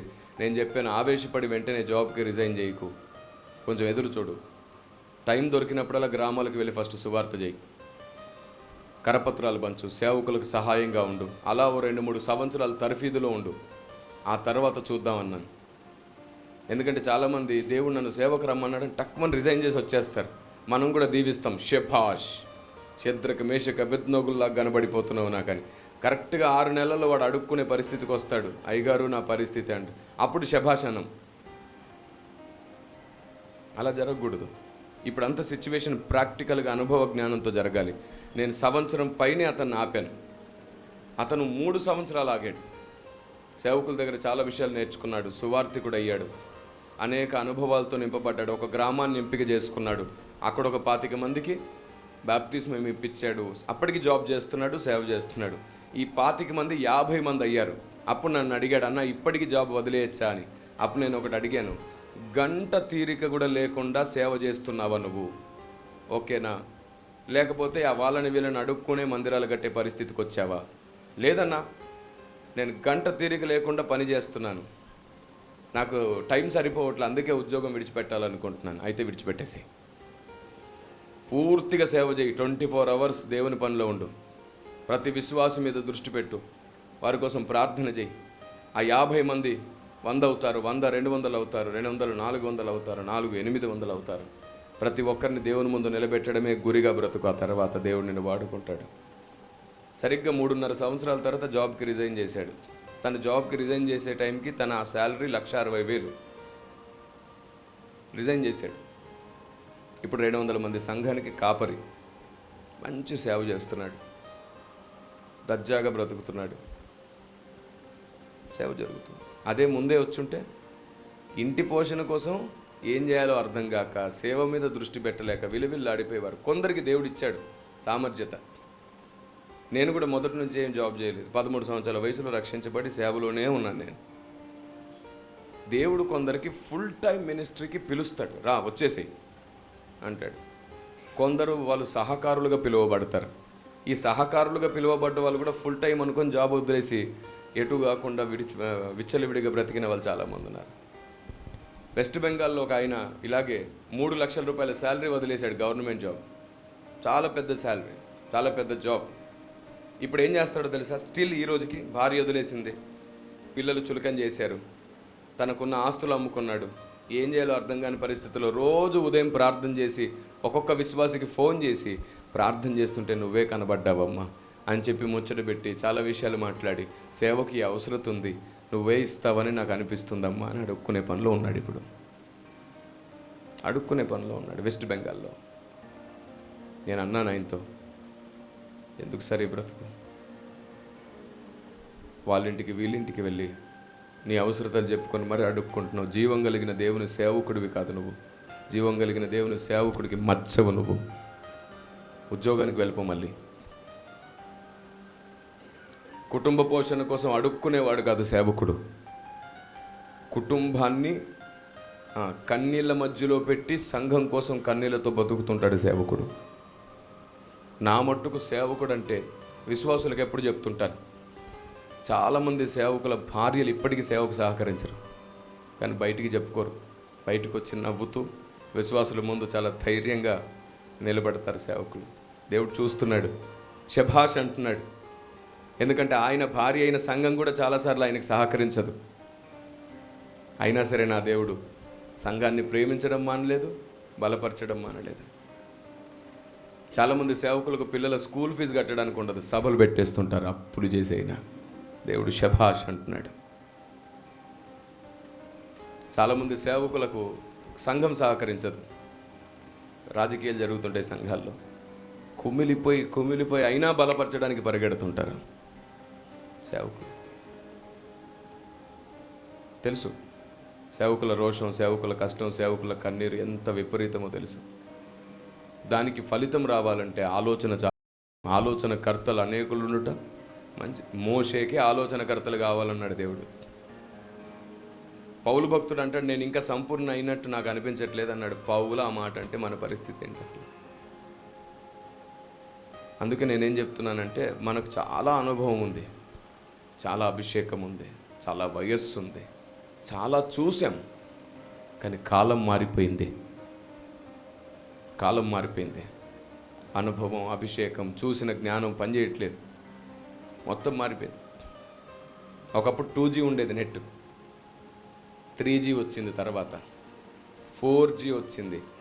2G నుంచి 3Gకి వచ్చినప్పుడు మనం అనుకున్నాం ఇంతకంటే స్పీడ్ ఏముంటుంది, మంచి స్పీడ్గా తిరుగుతుంది అనుకున్నాం.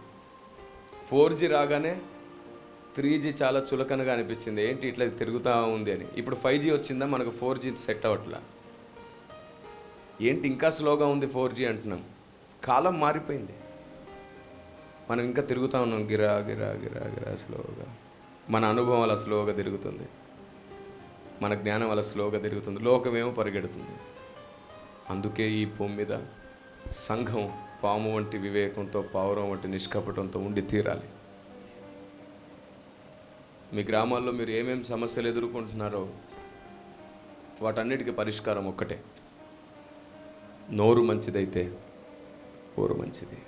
వాళ్ళకి అర్థమయ్యేటట్టు చెప్పండి, మనం సాంప్రదాయాలు మార్చట్లేదు. ఆఫ్రికా దేశానికి వెళ్తే వాళ్ళ సాంప్రదాయాల్లోనే ఉంటారు, అక్కడ ఏం మార్చుకోరు. వాళ్ళ విధానంలోనే ఆరాధిస్తారు దేవుణ్ణి, వాళ్ళ విధానంలోనే దేవుణ్ణి ప్రార్థిస్తారు. వాళ్ళు మనలాగా ఏది మార్చుకోరు. వైట్ అండ్ వైట్ వేసుకోమంటే అసలు అబ్బే వాళ్ళు వేసుకోరు. వాళ్ళ చెవులకు అలాగే కర్రలు పెట్టుకుంటారు, వాళ్ళ ముక్కులకు అలాగే కర్రలు పెట్టుకుంటారు. నీగ్రో జాతి ప్రజలు వాళ్ళు ఏం మార్చుకోరు. కానీ యేసే దేవుడని నమ్మిన వాళ్ళు చాలామంది అలాగే ఉన్నారు. వాళ్ళ వస్త్రధారణ మార్చుకోరు, వాళ్ళు అలాగే ఉన్నారు. నేను అడుగుతున్నాను, పరలోక రాజ్యంలో దేవుడు అంగీకరించాడు వారిని? మరి వాళ్ళ గురించి ఇంత విశాల హృదయం మనకుంది కదా, మన గురించి ఎందుకు అంత కఠినత్వం? సింపుల్, జస్ట్ కంపేర్ చేసి చూడండి. సో ఇప్పటి వరకు అపార్థమవుతున్న క్రైస్తవ్యాన్ని అర్థమయ్యేటట్లు చేయమని పరిశుద్ధాత్మదేవుని పక్షమున మీ ముందు నేను ఈ సందేశాన్ని పెడుతున్నాను. అపార్థమైన క్రైస్తవ్యాన్ని అర్థమయ్యేటట్టు చేద్దాం. రెండవ విషయం, మనలోనే చాలామంది బలహీనులు. వాళ్ళను గూర్చి 10 మంది మాట్లాడుకోవడం ఇంకా వారిని బలహీనపరచడమే కానీ బలపరచడం కాదు. మనలోనే చాలామంది యథార్థవంతులైన వారి మీద నిందలు ఉన్నాయి. ఆ నిందలను గుడ్డిగా నమ్మడం, మన ఐక్యతను మనమే కూల్చుకోవడం. లోకం నమ్మిందంటే మారు మనసు లేదని అనుకోవచ్చు. మారు మనసు ఉన్నోడు నమ్మితే ఏమనుకోవాలి? పౌలు మీద నిందలు వచ్చాయి, యేసు ప్రభు మీద నిందలు వచ్చాయి, భక్తులందరి మీద నిందలు వచ్చాయి. నమ్ముతారు, లోకం నమ్ముతారు, మారు మనసు ఉండదు. కానీ మారు మనసున్న మనకు దేవుడు ఏం చెప్పాడంటే, వేలు చూపును బట్టి తీర్పు తీర్చుకో, పరిశీలించు. సింపుల్ అండి. ఫలం చూసి చెట్టు మంచిది అనరు ఈ లోకం, చెట్టును చూసి ఫలం మంచిది అంటారు వాళ్ళు, రివర్స్. కానీ క్రైస్తవుడు ఫలం చూసే చెట్టు మంచిది అనమన్నాడు బైబిల్లో. మీరు చెప్పండి, ఫలం చూసే కదా చెట్టు మంచిది అంటాం, చెట్టును చూసి కాదు కదా. చెట్టును వెళ్ళి కొరకడుగా ఎవరు? అది ఎప్పుడు రుచిగా ఉండదు, ఫలమే రుచిగా ఉంటుంది. అలాగ ఒక వ్యక్తి జీవిత ఫలము, అతని ఆలోచన, అతని భక్తి సాధన, దాన్ని బట్టి అతడు భక్తుడా భ్రష్టుడా అర్థమవుతుంది. నిందలు కల్పించవచ్చు. ఇప్పుడు నేను ఒక వ్యక్తిని నిలవబెట్టేసి 10 రకాలు పుట్టిస్తాను రకరకాల సోషల్ మీడియాలో. నమ్మేవాడు ఈజీగా దాన్ని షేర్ చేస్తాడు. అరే అది కల్పితమా అబద్ధమా నిజమా ఏం చూడం. సింపుల్గా మీకు అర్థమయ్యేటట్టు చెప్తాను. పాత్రికేయుల చమత్కారం, అదే విలేకరుల చమత్కారం చెప్తాను. అంటే ఈ పేపర్కి సంబంధించిన చమత్కారం చెప్తాను. సరిగ్గా నెల రోజుల క్రితం అమిత్ షా రాజీనామా అని ఒక టైటిల్ వచ్చింది, మెయిన్ హెడ్డింగ్ పేపర్స్లో. మీరు చూసారా? సోషల్ మీడియాలో కూడా వచ్చింది, అమిత్ షా రాజీనామా. కానీ ఎక్కడ రాజీనామా జరగల. కానీ ఆ టైటిల్ని చూసి చాలామంది మాట్లాడుకొని నన్ను కూడా అడిగారు, నిజమేనా కిరణ్ పాల్ గారు, మీకు ఏమైనా ఇన్ఫర్మేషన్ ఉందా అని. ఒకటి చెప్పనా, అమిత్ షా రాజీనామా అని చెప్పి ఆ టైటిల్ పక్కన ఒక క్వశ్చన్ మార్క్ పెడతాడు. మీరు ఇప్పటికీ చూసుకోవచ్చు, ఆ టైటిల్ని మీరు సెర్చ్ చేస్తే వచ్చేస్తుంది గూగుల్లో. అమిత్ షా రాజీనామా అని చెప్పి పక్కన ఒక క్వశ్చన్ ఉంటుంది, ఫుల్ స్టాప్ ఉండదు. మనం ఆ క్వశ్చన్ చూడం, టైటిల్ మాత్రమే చూస్తాం. విలేకరుల చమత్కారం అది. న్యూస్ పేపర్లో అలాంటి చమత్కారాలు ఎన్నో జరుగుతాయి. మీకు ఎంతమందికి బాలీవుడ్ యాక్టర్ సంజయ్ దత్ తెలుసు? అతని స్టోరీ బుక్ వచ్చింది. మేము ఒకసారి ఫ్లైట్లో వెళ్ళేటప్పుడు అదే ఫ్లైట్లో ఒక డైరెక్టర్ ఉన్నాడు, ఆయన చదువుతున్నాడు డైరీ. నాకు హిందీ బాగా వచ్చు, ఢిల్లీ వెళ్తున్నాను నేను. ఆ రోజు మాట్లాడాను. నేను అన్ని రంగాల వాళ్ళతో మాట్లాడతాను, దేవుడు నాకు ఆ కృపనిచ్చాడు. రాజకీయ నాయకుడు కూర్చుంటే రాజకీయం మాట్లాడతా ఫస్ట్. అప్పుడు వాడికి అనిపిస్తుంది, ఇతనికి రాజకీయం మీద కొంచెం పట్టుంది, నేను మాట్లాడొచ్చు అనుకుంటాడు. మనం అలా కాకుండా ఏసునాములు అడుగుతున్నాం తండ్రి అంటే వాడు ఎప్పుడు త్వరగా లేచిపోతే బాగుండు వీడి దగ్గర నుంచి అనుకుంటారు. ఒకటేలాగా వెళ్ళకూడదు, పౌలులాగా వెళ్ళాలి. పౌలు ఎవరి దగ్గరికి వెళ్తే అలాగే మాట్లాడతాడు. అందరి వాడు పౌలు గారు. రాజకీయ నాయకుడితో కూర్చుంటే నేను ఫస్ట్ 10 నిమిషాలు రాజకీయమే మాట్లాడతాను, ఇంకా మిగతా 50 నిమిషాలు నా సాక్ష్యం పంచుకుంటాను, సువార్త చెబుతాను, క్రైస్తవ్యం మీద ఉన్న వ్యతిరేకత పోగొడతాను. 10 నిమిషాలు ఇతనితో నేను మాట్లాడవచ్చు, ఇతనికి నా రంగం తెలుసు అని వాళ్ళకి నమ్మకం కలుగుతుంది. సినీ యాక్టర్తో కూర్చుంటే ఈ సినిమాకు సంబంధించినటువంటి సమస్యలు, పోరాటాల మీద అక్కడక్కడ ఏమేం జరిగాయి అవి మాట్లాడతాను. వాళ్ళ బాధ మనకు అర్థమైందని వాళ్ళు అనుకుంటారు ఫస్ట్. ఒక డైరెక్టర్ ఉన్నాడు, వాళ్ళ ఫ్లాప్లు, వాళ్ళ స్టోరీస్ అదే తిరుగుతూ ఉంటారు. మీరు ఏం చేస్తారు సార్ అంటే డైరెక్టర్ అన్నాడు. మాట్లాడడం ప్రారంభించాను. ఒక అసిస్టెంట్ డైరెక్టర్ అంటే ఆయన, ఇలాగా ముంబై వెళ్తున్నాను, ఒక స్టోరీ సినిమా తీయబోతున్నాను. అది ఎవరి స్టోరీ అంటే సంజయ్ దత్ గారు. అవునా, ఏంటది అని చెప్తే చూపించారు. ఆల్రెడీ దాని మీద జరుగుతుందంట, సినిమా తీస్తున్నారంట అప్పటికే. నిజంగా నాకు కన్నీళ్ళు వచ్చేసినాయి. ఈ భూమి మీద బ్రతికిన మనిషే కదా సినీ యాక్టర్ అయినా కానీ, నిజంగా ఎంత రోషంగా అతను బ్రతికి నిరూపించబడ్డాడు. తను ఏం తప్పు చేయలేదని నిరూపించబడ్డాడు. అంటే ఆయుధాలు తను స్మగ్లింగ్ చేశాడని, డ్రగ్స్కి సంబంధించిన నింద, వాళ్ళ తండ్రి కోసం ఆయన తీసుకున్న జాగ్రత్తలు కూడా ఆయన మీద నేరం, బాంబు పేలుడులో ఈయనే ప్రధాన నిందితుడని ఒక నింద, కోర్టు చుట్టూ జీవితకాలం మొత్తం తిరగాల్సి వచ్చింది, ఉరి శిక్ష పడేదాకా వెళ్ళొచ్చాడు. జరిగింది ఏమిటంటే పత్రికలన్నీ కూడా సంజయ్ దత్ నేరస్తుడు, బాంబు పేలుడులో సంజయ్ దత్ ఇట్లా పెట్టి పక్కన క్వశ్చన్ మార్కులు పెట్టేవారంట, పెద్ద పెద్ద క్వశ్చన్ మార్కులు. సమాజం అంతా ఆ క్వశ్చన్ మార్క్ చూడదు, టైటిల్ మాత్రమే చూస్తుంది. అవును, క్వశ్చన్ మార్క్ అర్థం ఏమిటంటే ఇది నిజమా? బైబిల్ ఎవరు అడిగారు ఆ క్వశ్చన్? ఫస్ట్ టైటిల్ పక్కన క్వశ్చన్ మార్క్ ఉందంటే సాతాన్ ఐడియాలజీ పనిచేస్తుందని అర్థం. ఇది నిజమా? మనం అది పట్టించుకోం. కాబట్టి మిమ్మల్ని అందరినీ బ్రతిమాలుతున్నాను, మనమే సమాజాన్ని వెలిగించాలి, మనమే సమాజానికి దేవుని జ్ఞానం నేర్పాలి, మనమే సంఘానికి జ్ఞానం నేర్పాలి. సంఘం అపార్థం చేసుకుందంటే వేరు, నేర్పాల్సిన మనం అపార్థం చేసుకుంటే ఇంకా ఎవరుంటారు భూమి మీద నేర్పడానికి? అందరినీ అన్ని కోణాల్లో అర్థం చేసుకునేంత ఓపిక, సహనం దేవుడు మనకి ఇవ్వాలి. సహనాన్ని వరముగా అడగండి దేవుణ్ణి.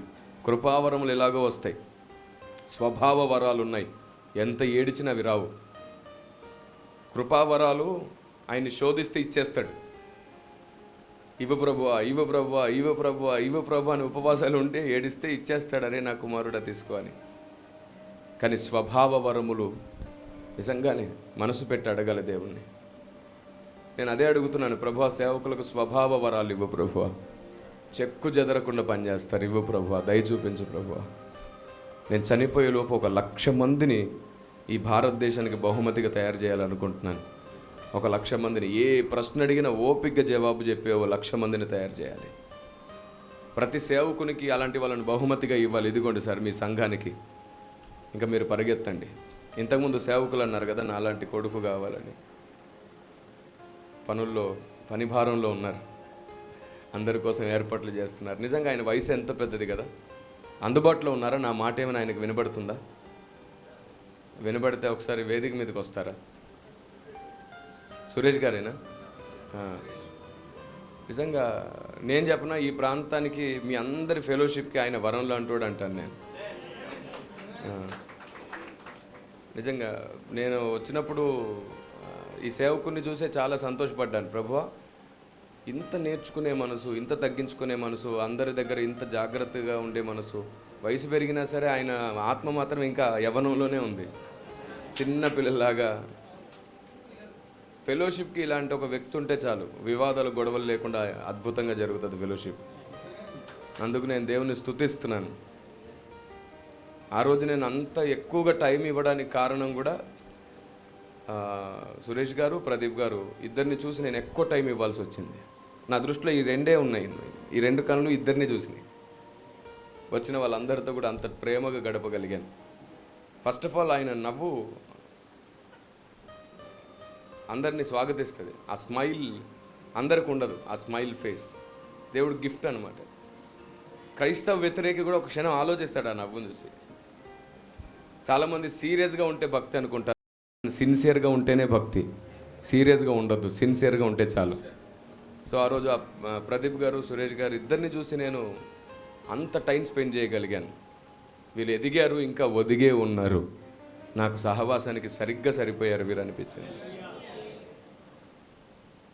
ఇలాంటి సేవకులు చాలామందిని మనం పోగొట్టుకోకూడదు, అర్థం చేసుకోవాలి. ఎందుకంటే వీళ్ళు ఎవరి పక్షాన ఉండరు. ముగ్గురు వచ్చి 3 రకాలుగా చెప్తే ఆ ముగ్గురిని కలపడానికి ఆ 3 రకాలు విని ఆ ముగ్గురిని కూడా పట్టుకునే ఉంటారు. కానీ ఈ వ్యక్తికి అనిపిస్తుంది ఆ వ్యక్తిని పట్టుకున్నట్టు, ఆ వ్యక్తికి అనిపిస్తుంది ఈ వ్యక్తిని పట్టుకున్నట్టు. నాకు సపోర్ట్ కాదు, ఆయనకి సపోర్ట్ అనుకుంటాడు ఈయన. ఇలా ఒకరికొకరు సపోర్ట్, కానీ ఈయన ఎవరికి సపోర్ట్ కాదు. అందరికీ ఒక దగ్గర తేవడానికి ఆయనకు సపోర్ట్గా నిలబడుతున్నాడు.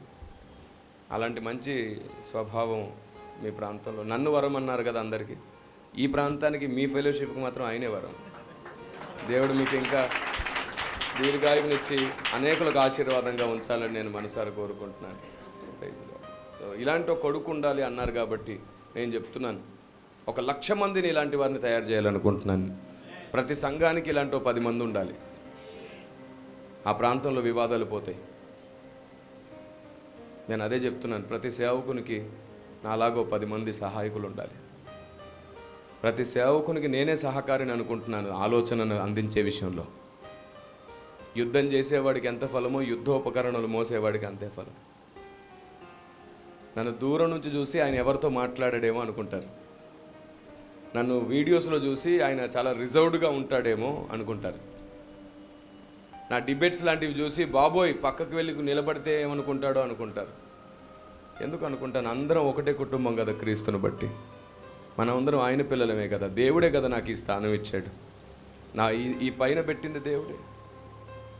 ఈరోజు 2 తెలుగు రాష్ట్రాల్లో ఉన్నటువంటి పెద్ద సేవకులు అందరూ ఎక్కడ చీమ చిటుకుమని ఏ సిచ్యువేషన్ నాకు ఫోన్ చేస్తున్నారు. దీనికి పరిష్కారం ఏమిటంటావు అని అడుగుతుంటే నాకు ఇంత భయం వేస్తుంది. ఏంటో తెలుసా, పెద్ద పెద్ద వాళ్ళు నాకు ఫోన్ చేసి అడుగుతున్నారు దీనికి పరిష్కారం ఏమిటి అని అడుగుతుంటే, ప్రభువా పొర్రపాటున నాలో గర్వం అనే విత్తనం రాకూడదు. అదొస్తే ఇక్కడికే ఈ చెట్టు ఆగిపోతుంది. నేను ఆకాశమును అంటే అంత పైకి వచ్చినా సరే నేను మాత్రం గర్వించొద్దు. నాకు సహాయం చేయ ప్రభు అని ప్రతిరోజు జాగ్రత్త పడుతుంటాను. నేను వాక్యం దగ్గరే రిజర్వ్డ్గా ఉంటాను. సేవకులందరితో బాగానే కలిసి ఉంటాను, ఆడి పడతాను. ఇంతకుముందు చెప్పారు కదా, నా దగ్గర ట్రైనింగ్ అయ్యే పిల్లలతో కూడా నేను క్రికెట్ ఆడుతానని. అవును, ఒక పాస్టర్ గారు అన్నారు, అల్లరితో కూడిన ఆట పట్ల ఎక్కడి నుంచి దిగొచ్చారో నాయన మీరందరూ అనిపించింది నాకు. ఈ గుండెలాగి చావకుండా ఉండాలంటే ఈ శరీరం కొంచెం అలసిపోవాలి. అయితే వాకింగ్ చేయండి రోజు, లేదా షటిల్ ఆడండి, గేమ్స్ ఆడండి. మీ దగ్గర చిన్న చిన్న పిల్లలు ఉంటారు, వాళ్ళు అంటారు పాస్టర్ గారి దగ్గరికి వెళ్తే ఓన్లీ ప్రార్థనే సార్, ఏం ఉండదని కొందరు తప్పించుకొని తిరిగే వాళ్ళు ఉంటారు. నా దగ్గరికి అటు పోయేవాడు కూడా ఇటు వస్తాడు. అన్న దగ్గరికి వెళ్తే ఏదో ఒక ఆడుతాడు, మనకి ఏదో ఒకటి చెప్తుంటాడు. గేమ్ అయ్యే లోపు వాళ్ళ మనసులో 10-15 ప్రశ్నలు పెడతాను దేవుని గురించి. గేమ్ అయ్యే లోపు ఇప్పుడు నా దగ్గర బోల్డ్ అంతమంది ట్రైనింగ్ అయ్యే వాళ్ళే కదా, ఆ ఊర్లో చాలామంది వస్తుంటారు అబ్బాయిలు. క్రికెట్ ఆడి ఆడి ఆడి 70 మందికి పైగా బాప్తిస్మాలు ఇచ్చాను నేను స్టార్టింగ్ సేవలో. అప్పుడు కర్ణాటకకి వెళ్ళినప్పుడు ఎలా సేవ చేయాలో అర్థం కాలే. నాకేమో క్రికెట్ ప్లేయర్ని, నేను మొదటి నుంచి కూడా క్రికెట్ ప్లేయర్ని. మేము 19స్లో ఉన్నప్పుడు క్రికెట్ ఆడుతున్నప్పుడు వివిఎస్ లక్ష్మణ్ వచ్చి స్టేడియంలో కూర్చునేవాడు. ఆ స్టేడియంలో మేము ఆడేవాళ్ళం. క్రికెటర్ అయ్యేవాన్నేమో బహుశా, దేవుడు నన్ను పిలవకపోతే. హెవీ క్రికెటర్ని, భయంకరంగా ఆడేవాడిని. కర్ణాటకలోకి వెళ్ళినప్పుడు అక్కడ అబ్బాయిలు అందరూ క్రికెట్ ఆడడం చూసి ఎలా వీళ్ళని పరిచయం చేసుకోవాలి, నేనే ఒక టోర్నమెంట్ పెట్టాను. అప్పుడు 18 గ్రామాల పిల్లలు పరిచయం అయ్యారు నాకు, అందరు స్నేహితులు అయ్యారు. ఇంకా ఏ ప్రాంతానికి సువార్తకి వెళ్ళినా వాళ్ళే నాకు కోటగా ఉండేవాళ్ళు. అన్న మాకు తెలుసు బాగా అని ఒక్క చేయి నా మీదకి ఇంతవరకు లేవనివ్వలేదు ఆ రోజు నుంచి. మనం ఏం చేస్తామంటే దాన్ని ఒక ఆటలా చూస్తాం, దాన్ని నేను ఆయుధంలాగా చూశాను సేవ కోసం. ఏ విధము చేతనైనా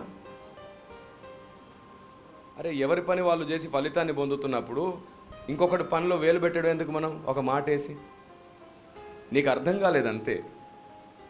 అందరు అన్ని కోణాల్లో పనిచేస్తున్నారు. వృద్ధాశ్రమాన్ని నడిపే వ్యక్తికి మిగతా పనులు గొప్పవి అనిపించవు. నా పనే చాలా కష్టం గొప్పదంటాడు. అనాథ శరణాలయం పెట్టిన వాడికి అలాగే అనిపిస్తుంది. దాన ధర్మాలు చేసేవాడికి నాదే గొప్పదంటాడు.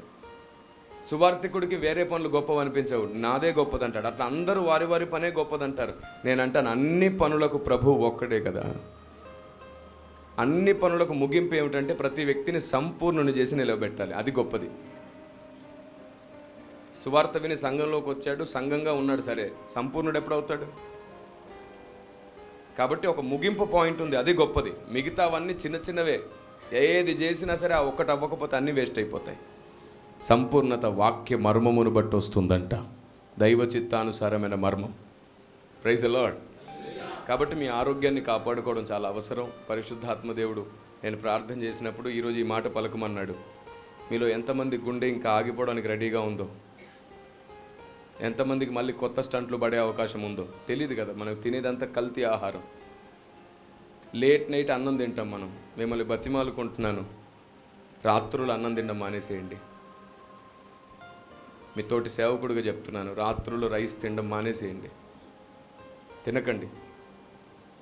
కుదిరితే రాత్రులు ఒక 2 గుడ్లో లేదా ఒక ఆమ్లెట్టో, కుదిరితే ఓ 2 క్యారెట్లో, లేదా ఒక యాపిలో, లేదా ఒక్క బనానో, లేదా ఒకటే చపాతీ కొంచెం కర్రీయో. ఒక చపాతీ అంటున్నాను, కడుపు నిండా 10 చపాతీలు కాదు, మళ్ళీ అది ప్రమాదమే. మీరు అలా చేస్తే ఒక నెల రోజుల్లో మీ శరీరం కొంచెం ఆరోగ్యంగా మారుతుంది. మీ కుటుంబానికే కాదు, సంఘానికి మీ అవసరత చాలా ఉంది. మీ ప్లేస్లో ఇంకొకరు సంఘానికి న్యాయం చేయలేరు, మీలాగా మీ సంఘాన్ని ఇంకొకరు ప్రేమించలేరు. మీ అవసరత అందరికీ ఉంది. మీ ఆరోగ్యాన్ని కాపాడుకోవడం ముఖ్యం. కాబట్టి దయచేసి సేవకులు మీ ఆరోగ్యాన్ని కాపాడుకోండి. ఎక్సర్సైజ్ చేయండి కుదిరితే, లేదా వాకింగ్ చేయండి. మీకు గేమ్స్ వస్తే గేమ్స్ ఆడండి. మీ పిల్లలతో టైం స్పెండ్ చేయండి. ఇంకో ప్రాముఖ్యమైన సలహా ఇవ్వాలనుకుంటున్నాను. దయచేసి మీరు బయటికి వచ్చేటప్పుడు మంచి బట్టలు వేసుకోండి ప్లీజ్. మనం రాజులకు రాజైన దేవుని పిల్లలం.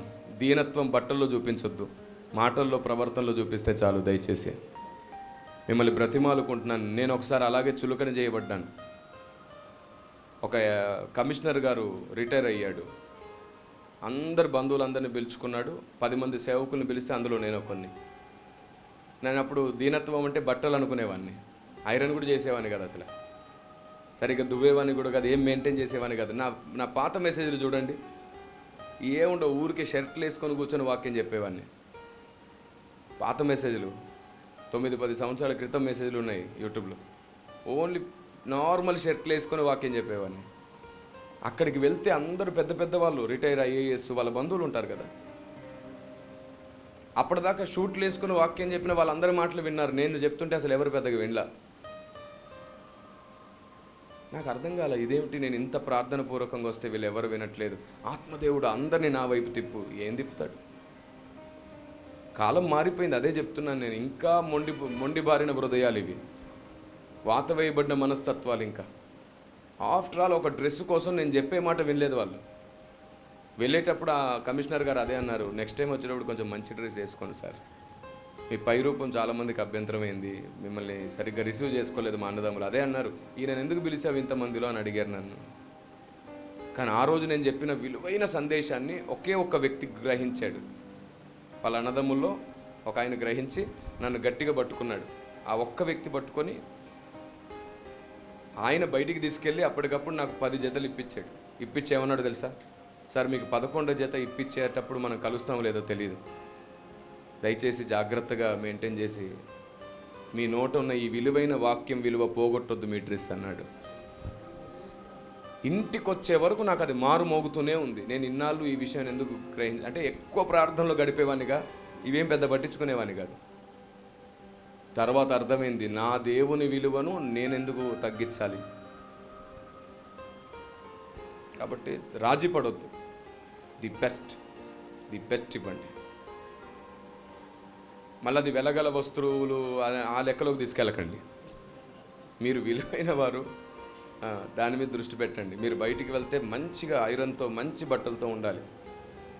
ఏ షర్ట్ అయినా సరే మీరు 2-3 సంవత్సరాలు వాడకండి దయచేసి. శరీరం అనారోగ్యానికి గురవుతుంది, చర్మం.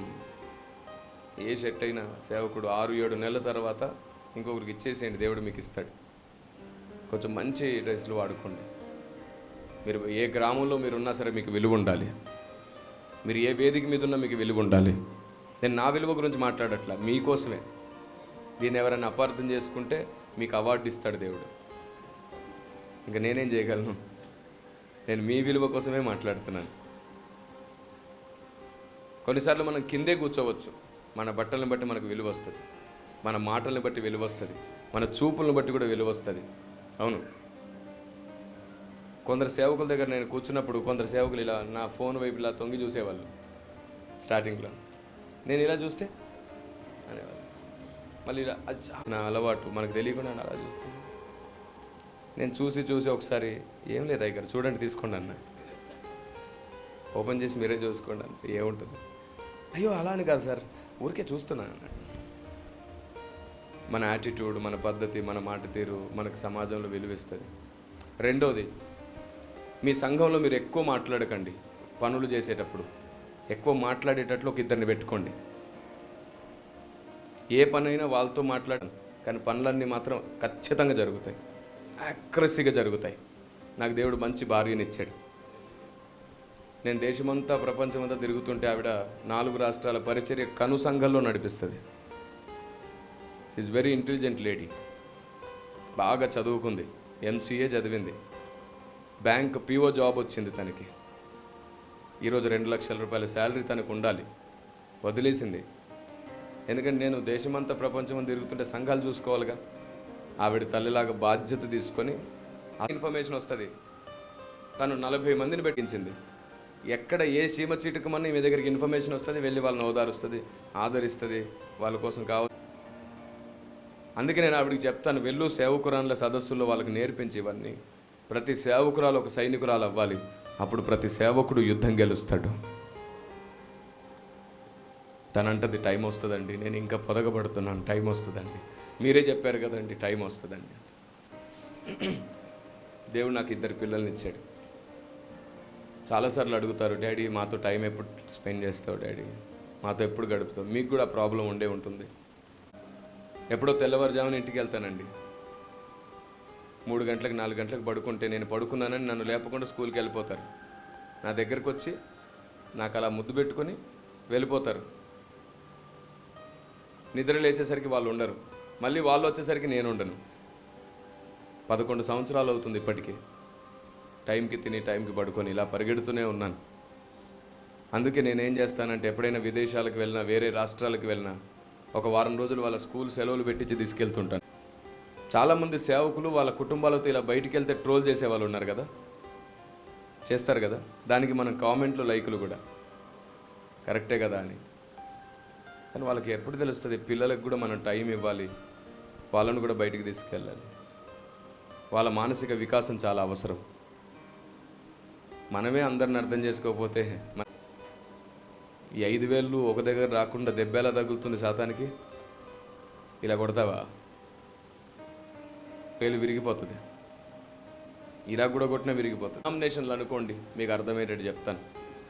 ఈ విషయం సింపుల్గా చెప్పాలంటే, మీకు ఒకరు 7th డే అనుకోండి, ఒకరు యెహోవా సాక్షులు అనుకోండి, ఒకరు పెంతుకోస్త్ అనుకోండి, ఒకరు బాప్టిస్ట్ అనుకోండి, ఏమండి, ఒకరు చర్చ్ ఆఫ్ క్రైస్ట్ అనుకోండి, ఒకరు బ్రదర్ ఇన్ అసెంబ్లీ అనుకోండి, ఒకరు ఫెలోషిప్ అనుకోండి.